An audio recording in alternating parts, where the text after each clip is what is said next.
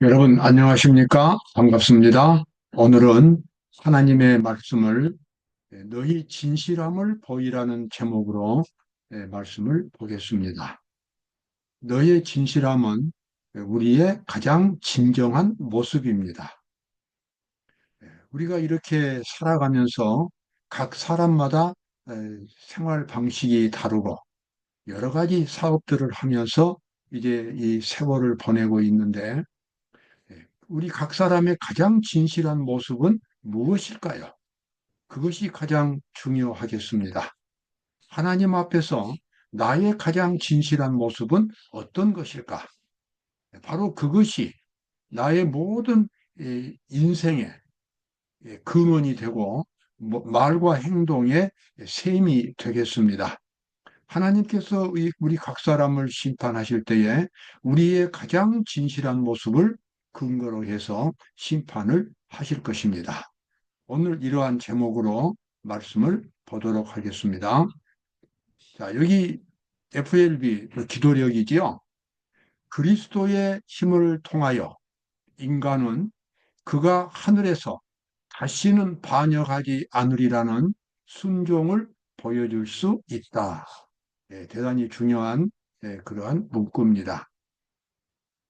천국에 우리 죄인들을 갖다 놓을 때에 다시는 죄를 짓지 않을 수 있는 그와 같은 확인이 되어야만 하나님께서 그 사람을 안심하고 천국에 놓을 수가 있을 것입니다.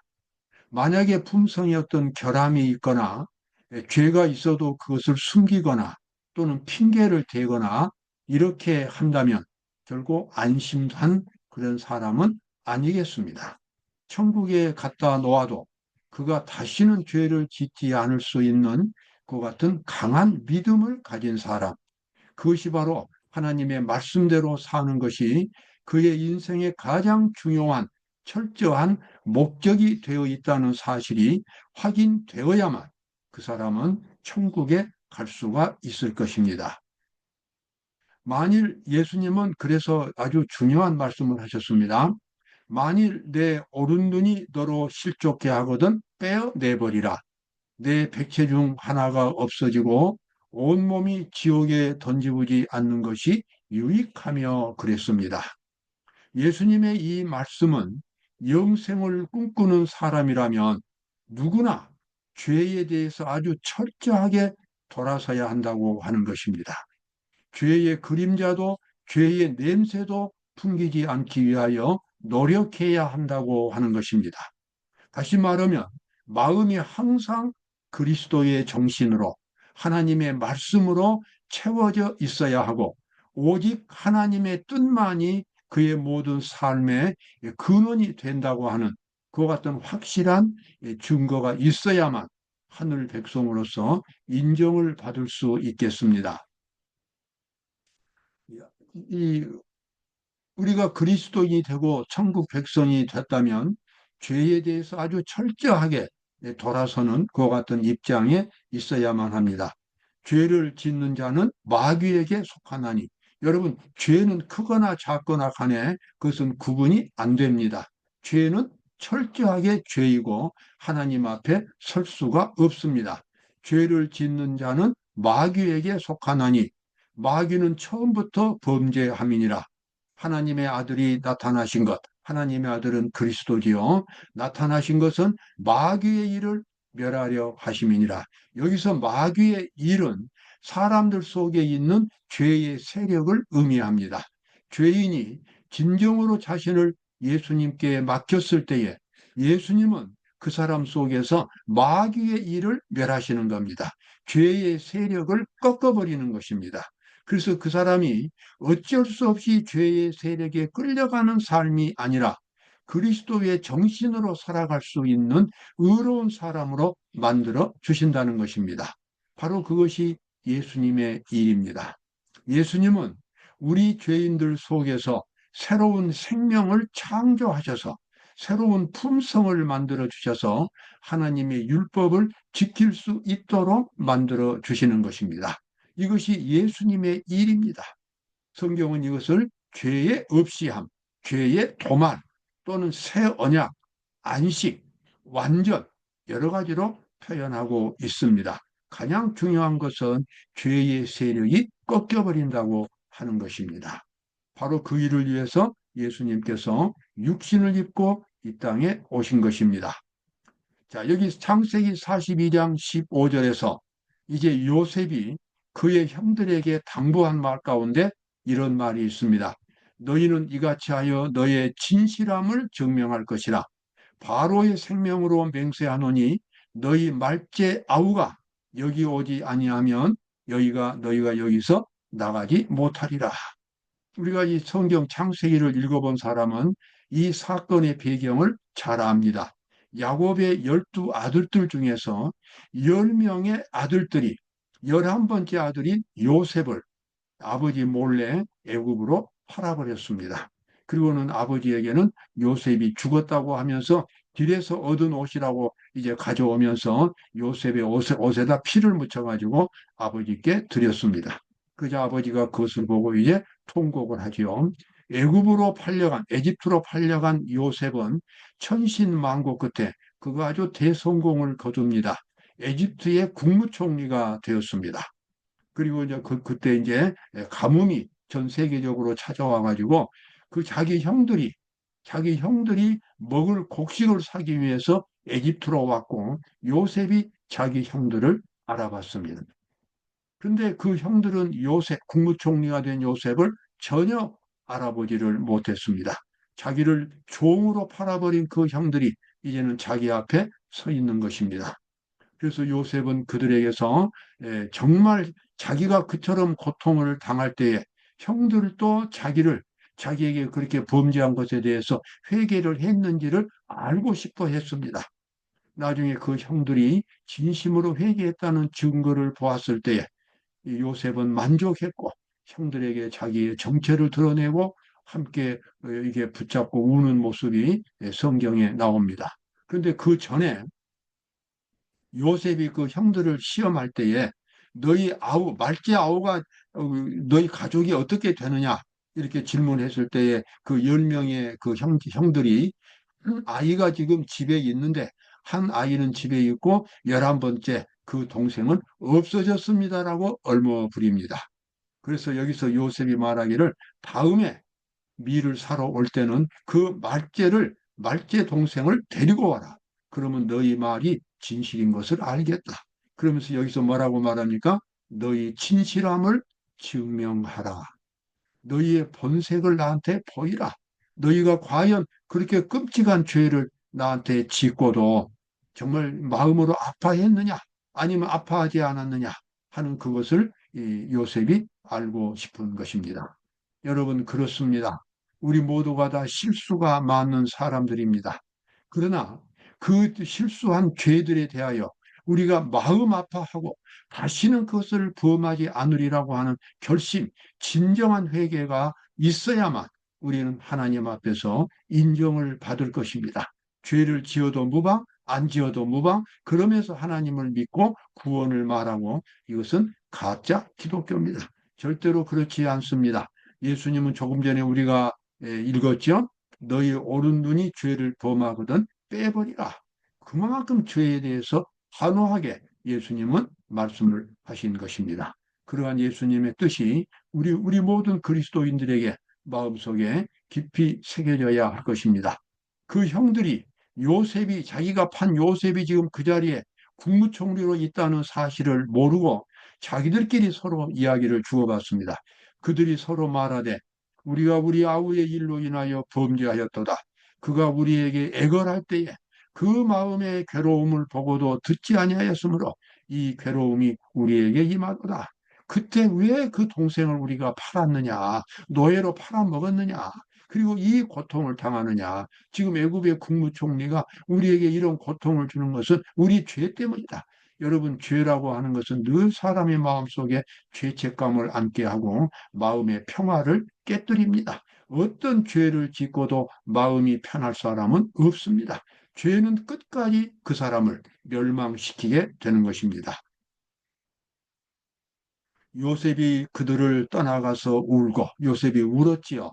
자기 형들이 그렇게 자기를 판 죄를 뉘우치고 서로 이렇게 말하는 것을 볼 때에 그가 너무 마음에 감동을 받아서 울었습니다. 그리고 다시 돌아와서 그들과 말하다가 그들 중에서 시므온을 취하여 그들의 목전에서 결박하고, 그래서 그중 10명 중에서 한 명을 결박해서 이제 인질로 놔두고, 왜냐하면 다시 안 올지도 모르니까요. 다시 와서 이제 자기 아버지를 만나게 하려고 지금 요셉이 그렇게 하고 있습니다. 여기서 시므온은 요셉을 팔았을 때에 가장 주동적인 역할을 했던 형이었습니다. 역시 계속해서 형컨대 주의 종으로 아이를 대신하여 있어서 주의 종이 되게 하시고, 아이는 형제와 함께 도로 올려 보내소서. 두 번째 왔을 때는 이제 그 마지막을 데려왔습니다. 그런데 요셉이 아주 교묘하게 그 방법을 써가지고 그 마지막 아들을 놔두고 너희는 가라, 이렇게 말했을 때에 그때 이제 유다가 나와가지고 아주 간청합니다. 이 막내 동생 대신에 내가 결박을 당하겠습니다. 만약에 막내 동생이 집에 못 가면 아버지는 돌아가실 겁니다. 그러면서 자기가 대신 인질로 잡히는 그런 모습을 보입니다. 그래서 요셉이 자기 형들의 마음속에 그와 같은 회개가 있다는 사실을 알고 이제 그때 비로소 자기의 정체를 드러냅니다. 여러분, 그렇습니다. 죄송합니다. 죄를 짓는 것도 피해야 하지만 죄를 짓고 나서 진심으로 회개하는 마음이 하나님 앞에서 반드시 있어야 합니다. 자기 죄를 뉘우친다고 하는 것은 아주 중요한 것입니다. 죄를 뉘우치는 사람만이, 진정으로 뉘우치는 사람은 그 죄를 버리기 때문에 그렇습니다. 잘못한 사람이 형식적으로 이거 후회하고 형식적으로 사과한다면 그것을 당한 사람은 그런 사과를 받아줄 수가 없는 것입니다. 그래서 이제 요셉이 그렇게 말하죠. 당신들이 나를 이곳에 팔았으므로 근심하지 마소서, 한탄하지 마소서. 하나님이 생명을 구원하시려고 나를 당신들 앞서 보내셨나이다. 자기 형들을 이제 위로하고 이제 가서 아버지를 모셔오라고 그렇게 말합니다. 성경에서 가장 아름다운 장면 가운데 하나입니다. 동생을 팔아버린 그 형들이 그동안에 깊이 회개했고, 그 회개한 형들을 또 동생 요셉이 용서하고, 그래서 이스라엘 민족이 애굽에서 하나의 거룩한 백성으로 출발할 수 있게 되었습니다.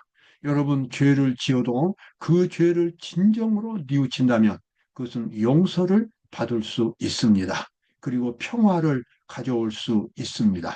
중요한 것은 죄를 안 짓는 것이 아니라 죄를 지어도 그 죄를 진정으로 뉘우칠 줄 아는 것입니다. 그리고 그 죄를 버리는 것입니다. 그러면 그 죄를 극복할 수 있게 됩니다. 자, 대쟁투 618쪽에 나와 있는 말씀입니다. 사탄은 그들이 자기에게 사로잡힌 자들이라고 주장하고 그들을 그의 손에 넘겨주어 멸망시킬 수 있게 해달라고 요구합니다. 자, 이건 좀 설명이 필요합니다. 하나님께서 이제 이 땅에 있는 그리스도인들을 심판하실 때에 그리스도인들이 비록 성실하게 하나님을 믿었지만 죄를 안 짓는 그리스도인은 없습니다. 그리고 품성이 온전한 사람도 없습니다. 사실은 교회를 성실하게 하나님을 믿으면서도 워낙 죄에 찌들려 있기 때문에 죄를 짓는 것이 보통입니다. 죄를 안 지려고 해서 안 짓는 것이 아닙니다. 그래서 사탄은 하나님께 요구합니다. 이렇게 죄 지은 이 죄인들을 영생을 주겠다고 천국으로 불러들이는 것이 과연 하나님의 정의가 되겠습니까? 라고 따집니다. 그때 하나님은 뭐라고 대답하시냐면 그들이 비록 품성이 불완전할지라도 그들의 믿음은 결코 죄를 용납하지 않았기 때문에 그들의 마음으로 죄를 인정하지 않고 죄를 지을 때마다 회개했기 때문에, 그리고 죄와 끝까지 싸웠기 때문에, 지면 또 이기고 지면 또 싸우고 이렇게 했기 때문에 나는 그들의 믿음을 의로 여긴다라고 사탄에게 대답합니다. 이게 바로 하나님과 사탄 사이의 대쟁투입니다. 그때 사탄이 그러면 정말 그들이 하나님의 말씀대로 정말 그들이 믿음으로써 그렇게 완전한 이 믿음을 가지고 있는지 시험을 해보겠습니다. 그렇게 제안하자 하나님이 그렇게 하라고 하십니다. 마치 그 구약 시대에 욥이 있었지요. 욥의 믿음을 사탄이 하나님께 고소한 것처럼 마지막 때 믿음으로 구원받는 성도들을 사탄이 하나님께 고소합니다. 그래서 하나님께서 사탄에게 그들의 믿음을 시험해 보라고 그렇게 허락을 하십니다. 하나님의 백성들이 범죄한 것에 대하여 사탄이 비난하므로 주님께서는 그들을 끝까지 시험하도록 사탄에게 허락하십니다.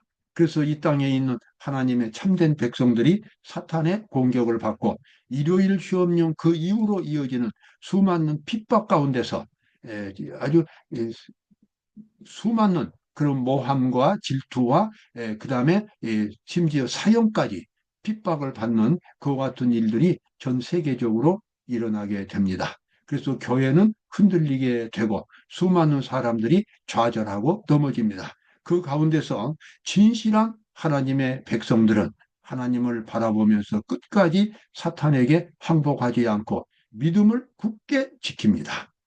그러나 그리스도의 추종자들은 범죄하기는 하였지만 그들의 품성이 불완전하고 저희 노력이 실패했을지라도 그들은 회개하였고 나는 그들을 용서하였고 간합하였노라고 말씀하신다. 그리스도께서 지금 조사 심판에서 하신 말씀입니다. 이러한 문구는 대단히 중요합니다. 우리가 구원받기 위해서 품성이 천사처럼 예수님처럼 그렇게 완전하게 꼭 변화되어야만 구원에 이르는 것은 아닙니다. 그리스도를 바라보면서 그리스도처럼 살겠다고 굳게 결심했을 때에 오직 그리스도의 뜻대로만 살겠다고 하나님 앞에 약속하고 그렇게 자기 자신이 그렇게 살겠다고 결심을 했을 때에 그리고 그것을 실천에 옮길 때에 주님께서는 그들의 믿음을 그와 같은 결심을 완전한 믿음으로 인정하시고 그것을 완전한 품성으로 인정하시고 그들에게 아름다운 옷을 입혀주시는 장면이 구약 성경 스가랴 3장에 나오는 장면입니다. 그래서 오늘 우리가 자신의 모습이 부족하다고 한탄하거나 슬퍼하는 것은 어리석은 일입니다. 10년, 50년, 100년을 신앙생활해도 자기 자신을 바라볼 때는 늘 부족한 상태에 있을 것입니다. 자기 자신을 바라보지 말고 우리의 모든 죄를 용서하신 그리스도를 바라보면서 그리스도의 말씀대로 충실하게 살겠다고 결심하면 그리고 믿음을 그렇게 가지면 우리는 그날 그 시간에 완전한 구원을 받을 수 있고 그래서 완전히 구원받은 사람으로 이 세상을 살아갈 수 있게 됩니다. 하나님께서는 우리 모두가 다 이렇게 완전에 도달할 수 있는 길을 열어 놓으셨습니다. 여러분, 그렇습니다. 예, 우리의 진실한 모습은 바로 하나님 앞에서 갖는 이러한 믿음의 모습이 되겠습니다. 오늘 이러한 모습이 하나님 앞에 제시될 수 있도록 마음에 진실하고도 구체적인 확실한 그런 마음의 자세를 갖게 되시기를 바랍니다. 감사합니다.